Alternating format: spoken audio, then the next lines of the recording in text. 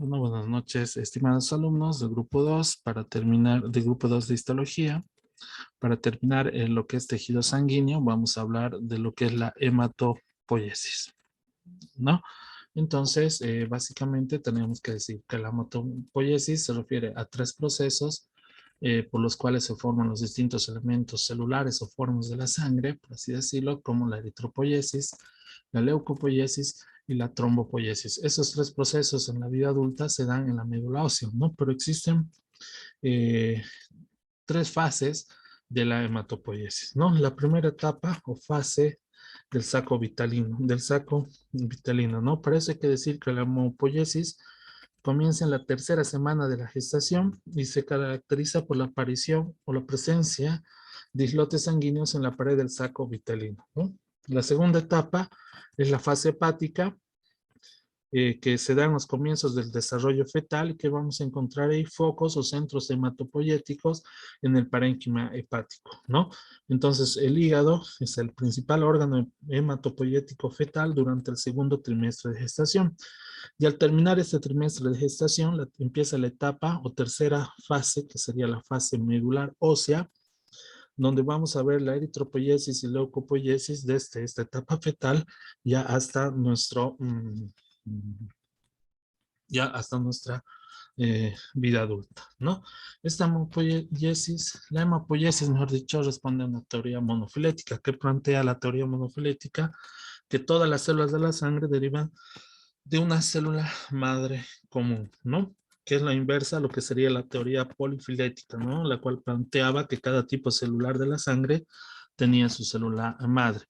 Pero bueno, se ha visto que existe una célula madre pluripotencial que da origen a lo que serían las unidades formadoras de colonias, ¿no?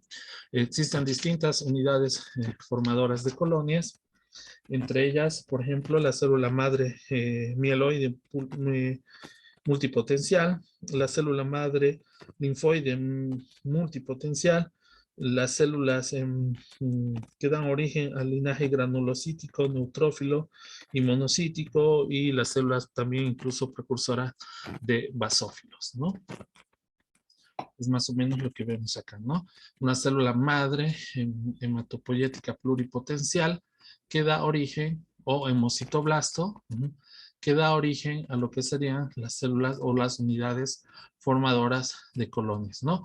La célula madre mieloide o la unidad formadora de colonia, conocida como la célula madre mieloide o progenitora mieloide, da origen a toda la gama, ya sea de células de los leucocitos, de los eritrocitos y los megacariocitos, ¿no? Y la unidad formadora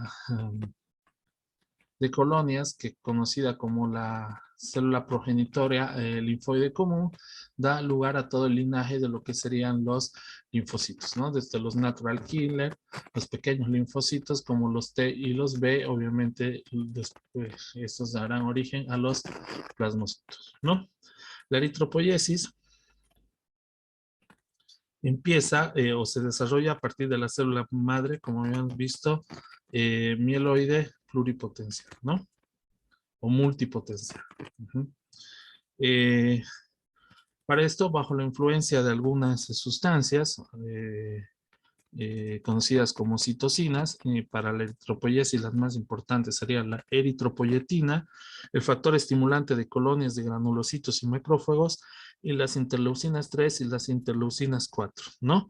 Dan origen o son necesarias para que se pueda producir todo este fenómeno de la eritropoiesis, ¿no? Vemos que esta célula madre común da una célula da origen a una célula madre mieloide progenitora y esta dará origen a las distintas etapas de lo que son la formación de los eritrocitos, ¿no? El proeritroblasto, que es el más grande, el eritroblasto basófilo, que es el más pequeño que el proeritroblasto y en el que todavía vamos a encontrar una, por así decirlo, una división mitótica, ¿no? Después encontramos al eritroblasto policromatófilo, que tiene un citoplasma que exhibe tanto acidofilia como basofilia, ¿no? El eritroblasto ortocromático, Ahí se reconoce por su citoplasma bien acidófilo y su núcleo mucho más condensado, ¿no? Y para dar ya lugar al eritrocito o al eritrocito reticulocito, ya que va a ser el que va a perder su núcleo para dar ya origen a la forma madura de los glóbulos rojos, por así decirlo, al eritrocito, ¿no?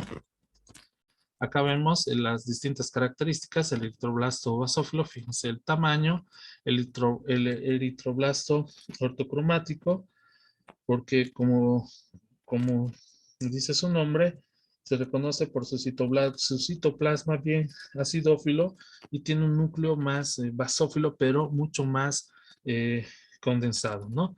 El eritroblasto policromatófilo, como lo vemos acá, tiene un citoplasma que exhibe tanto acidofilia como también algunos sectores más acidofilia, como algunos sectores más basofilia, ¿no? Entonces, desde el hemocitoblasto, eh, que es la célula madre en la médula ósea, se dará origen a las distintas progenies de los eritrocitos, ¿no? El proeritroblasto, el eritroblasto basófilo, el eritroblasto policromatófilo, el eritroblasto ortocromático, también conocido como normoblasto, el normoblasto, el reticulocito, el normoblasto, donde ya empieza a perder el núcleo. Acá hay una división de lo que sería el reticulocito, ¿no? Un normoblasto y en un reticulocito.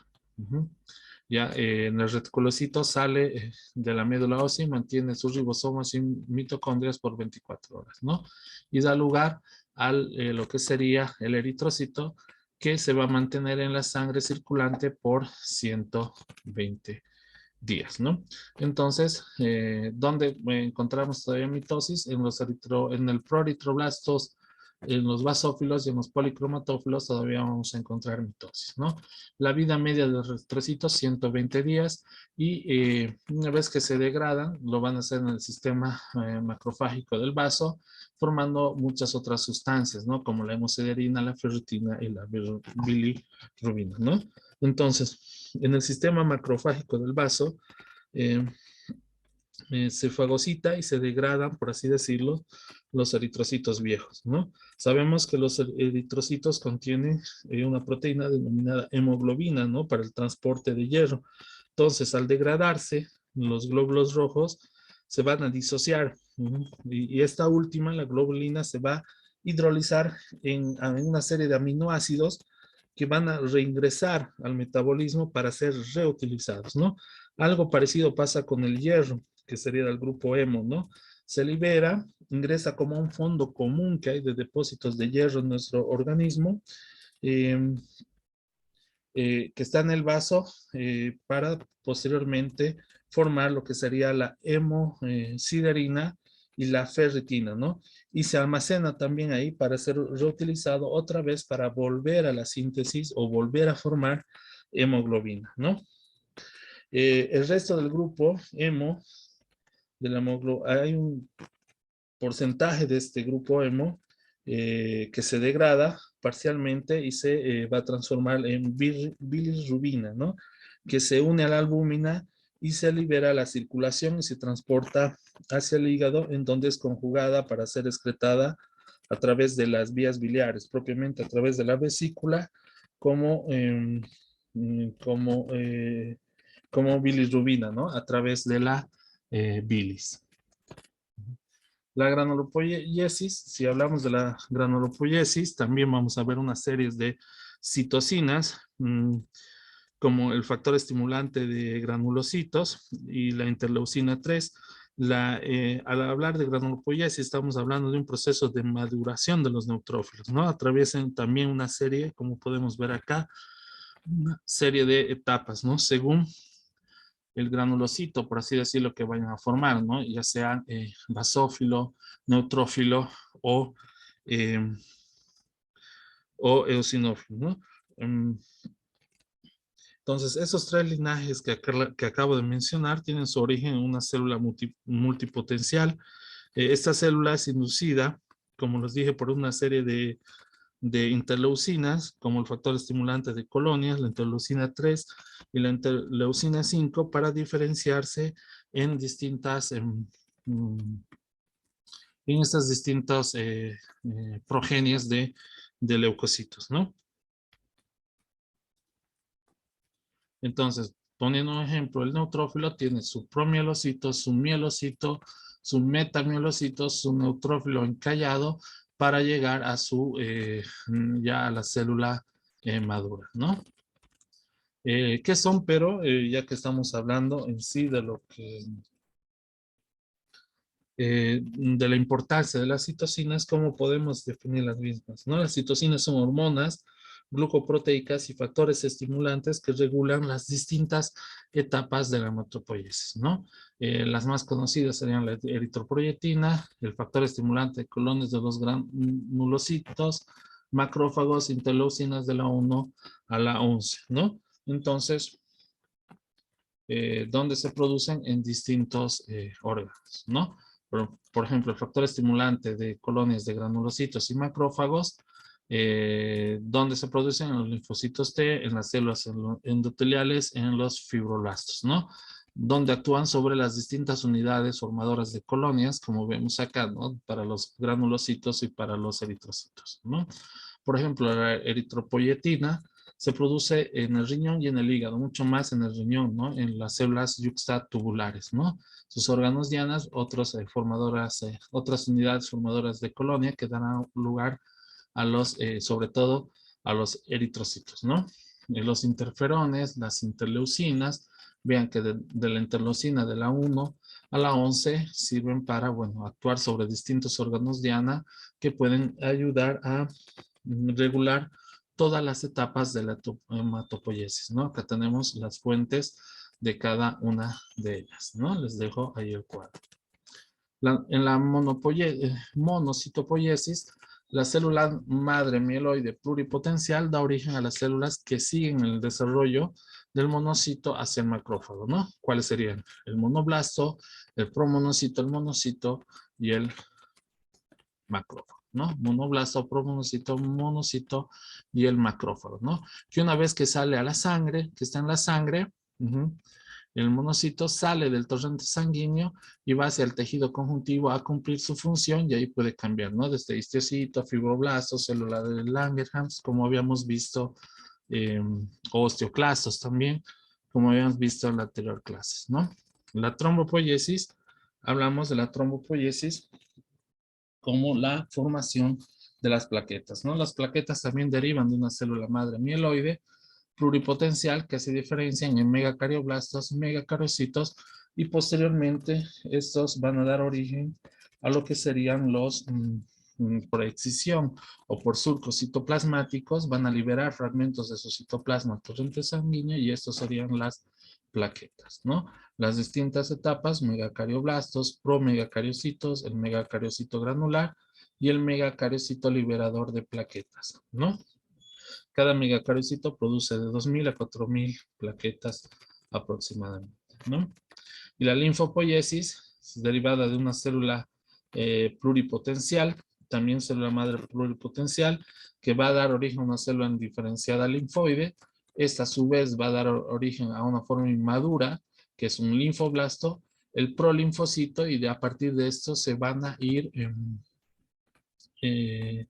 diferenciando en lo que serían los linfocitos que ya conocemos, ¿no? Los natural killers, los linfocitos B, los linfocitos T y obviamente los plasmocitos de los linfocitos B, ¿no? Que tiene que ver con toda la reacción inmunológica que ya en su momento también habíamos mencionado, ¿no? Si hablamos de la médula ósea roja se halla enteramente dentro de los huesos, ¿no? Tanto en la cavidad medular de los huesos largos como en los espacios que hay entre las trabéculas en los huesos compactos, o mejor dicho, en los huesos esponjosos, ¿no? Esta es la característica este gráfico, es una característica más o menos como histológicamente está formada o constituida la médula ósea, ¿no? La médula ósea está compuesta por vasos, como vemos acá, sanguíneos, estructuras vasculares especializadas que reciben el nombre de sinusoide, ¿no? Estos vasos sanguíneos que, como pueden ver, tienen su revestimiento de células un epitelio simple plano o células endoteliales. Entonces, estos espacios son los sinusoides, ¿no? Obviamente, una malla de red de células hematopoyéticas. Y como podemos ver también acá tenemos adipocitos. En relación a lo que sería esta malla de células hematopoyéticas y las células endoteliales, tenemos a estas células de la adventicia o también llamadas células reticulares, ¿no? Que emiten prolongaciones laminares, fíjense, laminares hacia el interior, ¿no? De estos cordones hematopoyéticos, ¿no? Que van a servir para producirle cierto grado de sostén a las células sanguíneas que están en desarrollo, ¿no? Además, estas células adventicias producen fibras reticulares y de alguna manera también intervienen en la estimulación, en la diferenciación de las células, de las distintas células de las series hematopoyéticas para ya que se hagan los elementos figurados, ¿no? Entonces, como vemos, todo este sistema de sinusoides de la médula ósea es como una circulación por así cerrada, ¿no? Los elementos figurados nuevos tienen que atravesar el endotelio para entrar a la circulación, como vemos acá, ¿no? Por ejemplo, acá tenemos la célula endotelial y vemos cómo estas células ya maduras, sanguíneas, atraviesan este endotelio a través de una apertura o un orificio que se llama abertura transitoria para llegar a lo que sería el torrente sanguíneo, ¿no? O sea, cuando una célula sanguínea, por así decirlo, ya madura o la prolongación de un megacariocito empuja una célula endotelial a la membrana plasmática, es comprimida esta contra su otra membrana plasmática luminal hasta que ambas se fusionan, ¿no? Y se forma un orificio denominado orificio transitorio o orificio de apertura por donde salen ya alcanzan, por así decirle, el torrente circulatorio y a las distintas células sanguíneas maduras, como vemos acá en el dibujo, ¿no? Acá fíjense, la membrana del megacariocito se adhiere a la membrana de la célula endotelial hasta que se realiza una apertura o abertura transitoria para que alcancen el torrente circulatorio, ¿no?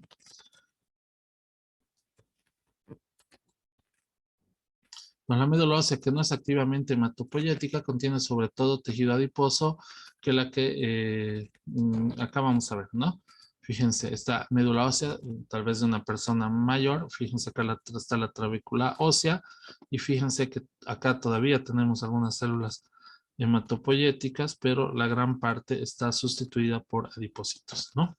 Y acá tenemos una célula, una corte de médula ósea, que puede pertenecer a un niño, por ejemplo, ¿no? Donde vemos, esta está la trabécula ósea y vemos la gran celularidad de la misma, ¿no? Acá podemos ver cómo se agrupan las distintas series de las formas inmaduras, la serie blanca, la serie roja y los megacariocitos, ¿no? Bueno, esto para resumir un poco lo que es médula ósea, consulten a la bibliografía que siempre mencionamos en clases y muchas gracias y buenas noches.